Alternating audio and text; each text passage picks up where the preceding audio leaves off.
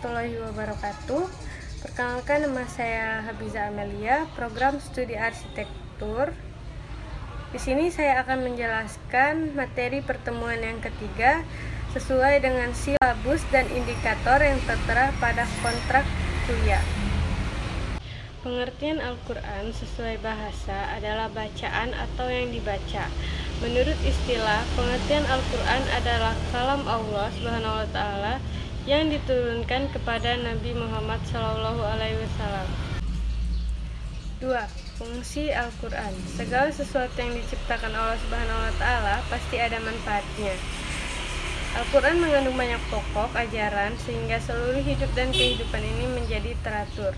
Oleh karena itu, di dalam Al-Quran terdapat ayat-ayat yang menjelaskan tentang fungsi Al-Quran seperti dikutip dari buku Al-Quran dan hadis karya Muhaimin, yaitu 1. Petunjuk bagi manusia. Al-Quran adalah kitab suci yang diwahyukan Allah SWT kepada Nabi Muhammad SAW sebagai rahmat dan petunjuk bagi manusia yang beriman dan bertakwa dalam hidup dan kehidupannya. 2. Sumber pokok ajaran Islam. Sumber pokok ajaran Islam adalah Al-Quran, sebab dari Al-Quranlah diambil segala pokok syariat dan dalil-dalil syar'i yang mencakup seluruh aspek hukum bagi manusia dalam menjalani hidup di dunia atau di akhirat. 3. Pengajaran bagi manusia. Al-Quran adalah pengajaran bagi manusia, karena itu manusia mengetahui jalan yang hak dan batil, antara yang benar dan yang sesat, dan yang lainnya. 3. Menyebutkan dan menjelaskan nama-nama lain Al-Quran. Yang pertama, Alkitab, kitab yang tertulis. Nama lain Al-Quran yang pertama adalah Alkitab. Hal ini terdapat dalam Quran surat Al-Baqarah ayat 2. 2. Al-Huda, petunjuk. Bagi umat Islam, Al-Quran merupakan sebuah petunjuk dan pedoman dalam menjalani hidup. Hal tersebut tercantum pada surat Al-Baqarah ayat 185. Yang ketiga, Al-Furqan, pembeda. Al-Furqan adalah pembeda hal baik dan hal buruk dalam menjalani kehidupan. Dengan membaca dan mengamalkan Al-Quran, manusia sudah wajarnya dapat membedakan mana yang baik dan mana yang buruk. Allah Subhanahu wa Ta'ala berfirman dalam Al-Quran surat Al-Furqan ayat 1. Yang keempat, Ar-Rahman. Ar-Rahmat mengandung arti Al-Quran akan melahirkan hikmat, rahmat, dan juga iman bagi manusia yang terus berpegang teguh pada Al-Quran. Yang kelima, Ar-Ruh. Roh berarti menghidupkan sesuatu. Dalam hal ini, Al-Quran dinilai sebagai roh untuk menghidupkan hati yang telah mati sehingga dapat lebih dekat dengan Sang Pencipta. Yang keenam, Asy-Syifa, obat. Al-Furqan diturunkan oleh Allah Subhanahu wa Ta'ala sebagai penyembuh dan penawar beberapa penyakit pada umat manusia, seperti sombong, ragu, bahkan syirik. Yang ketujuh, Al-Haq, kebenaran. Al-Haq memiliki arti kebenaran. Segala yang tergantung dalam Al-Quran merupakan kebenaran, baik itu tentang kehidupan di dunia maupun di akhirat. 8. Al-Mu'izhah dan Al-Bayan, nasihat dan penerangan. Al-Mu'izhah memiliki arti nasihat dan Al-Bayan memiliki arti penerangan. Kedua kata tersebut menjelaskan bahwa Al-Quran nasihat dan penerang untuk umat manusia, memberikan mana yang baik dan mana yang buruk. 9. Az-Zikru, pemberi peringatan. Al-Quran sebagai Az-Zikru menyatakan peringatan kepada umat manusia yang sering hilap dan lupa. 10. An-Nur atau cahaya. Al-Quran juga menjadi cahaya bagi kehidupan yang akan dijalani manusia. 4. Menjelaskan cara turun Al-Quran. Al-Quran diturunkan melalui perantara malaikat Jibril yang menyampaikan langsung kepada Nabi Muhammad. Proses turunnya Al-Quran berlangsung selama 22 tahun, 2 bulan, dan 22 hari secara berangsur-angsur.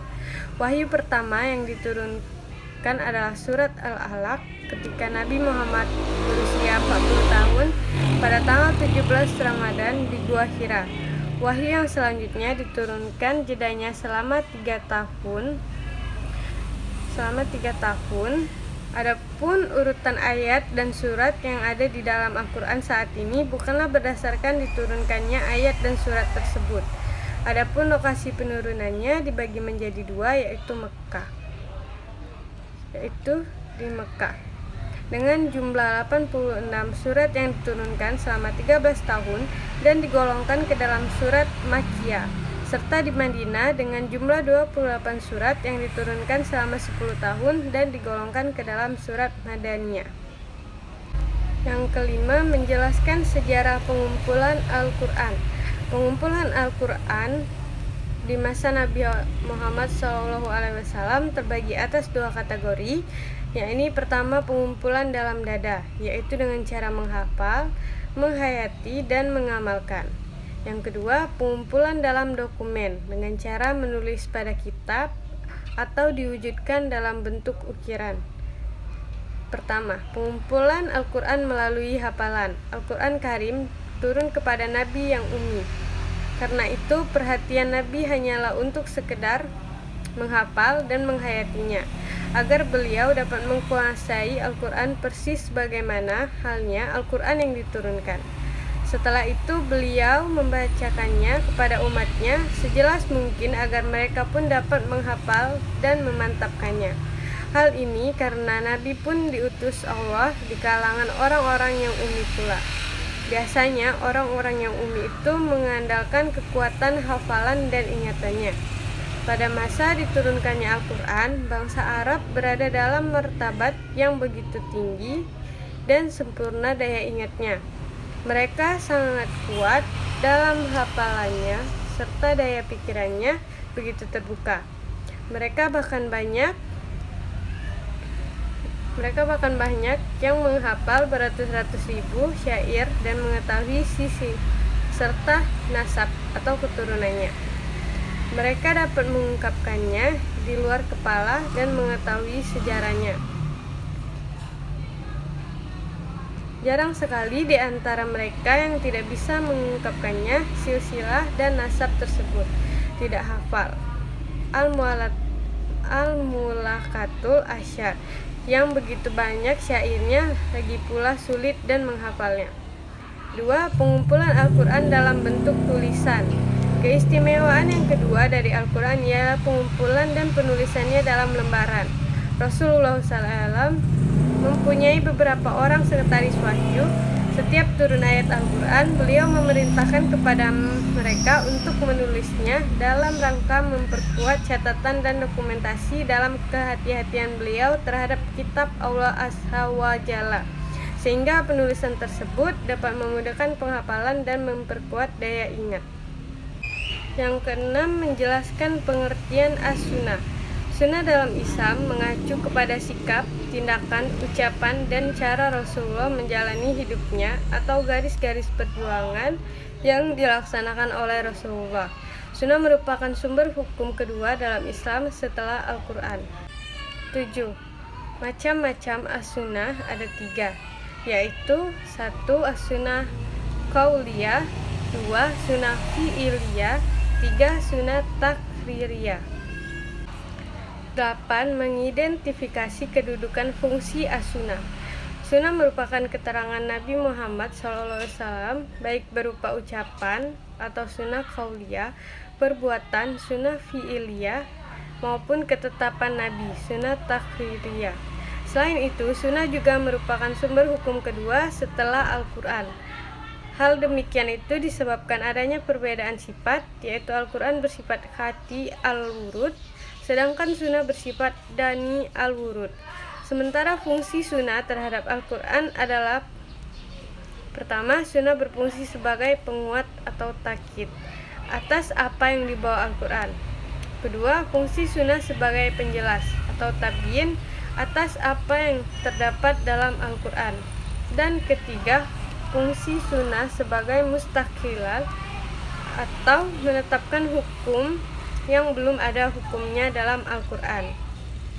Sunnah dan Al-Quran merupakan dua hal yang menyatu sebagaimana tak terpisahkan antara mubayyin dan mauduhu al-bayan, mufasil dan maudu ijmal, dan antara juzi dan kuli.